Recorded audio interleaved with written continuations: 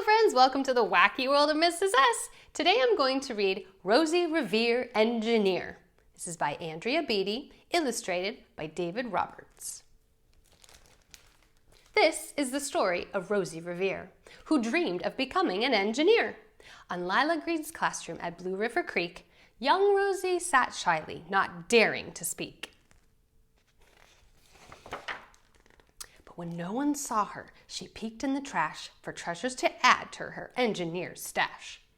And late at night, Rosie rolled up her sleeves and built in her hideaway under the eaves. Alone in her attic, the moon high above, dear Rosie made gadgets and gizmos she loved. And when she grew sleepy, she hid her machines far under the bed where they'd never be seen. When Rosie was young, she had not been so shy. She worked with her hair swooping over one eye and made fine inventions for uncles and aunts, a hot dog dispenser and helium pants.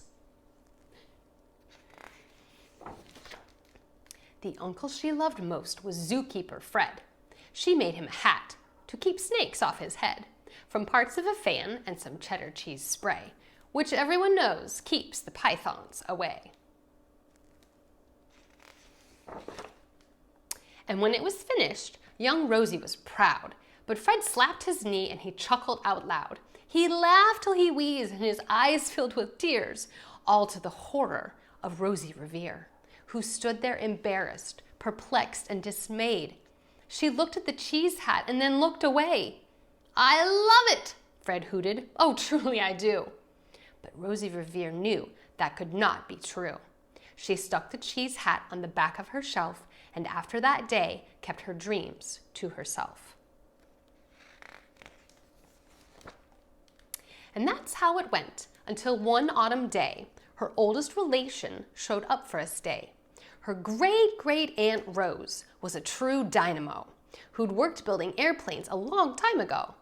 She told Rosie tales of the things she had done and goals she had checked off her list one by one. She gave a sad smile as she looked to the sky. "The only thrill left on my list is to fly." But her time never lingers as long as it seems. I'll chalk that one up to an old lady's dreams. That night, as Rosie lay wide-eyed in bed, a daring idea crept into her head. Could she build a gizmo to help her aunt fly? She looked at the cheese hat and said, "No, not I." But questions are tricky, and some hold on tight. And this one kept Rosie awake through the night. So when dawn approached and red streaks lit the sky, young Rosie knew just how to make her aunt fly. She worked and she worked till the day was half gone, then hauled her cheese copter out onto the lawn to give her invention a test just to see the ridiculous flop it might turn out to be.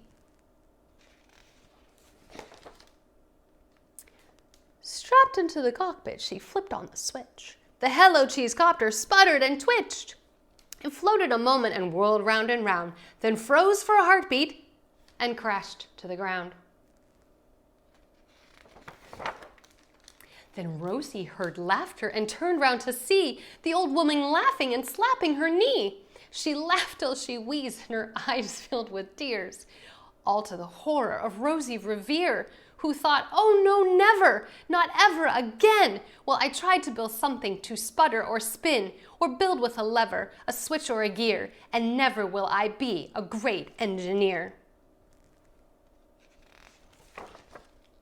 She turned round to leave, but then great-great-aunt Rose grabbed hold of young Rosie and pulled her in close and hugged her and kissed her and started to cry. "You did it, hooray! It's the perfect first try. This great flop is over. It's time for the next." Young Rosie was baffled, embarrassed, perplexed. "I failed," said dear Rosie. "It's just made of trash. Didn't you see? The cheese copter crashed." "Yes," said her great aunt, "it crashed, that is true. But first it did just what it needed to do. Before it crashed, Rosie, before that, it flew."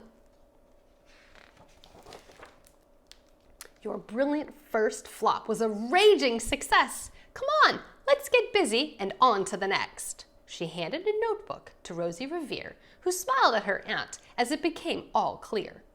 Life might have its failures, but this was not it. The only true failure can come if you quit. They worked till the sun sneaked away to its bed. Aunt Rosie tied her headscarf around Rosie's head and sent her to sleep with a smile ear to ear to dream the bold dreams of a great engineer.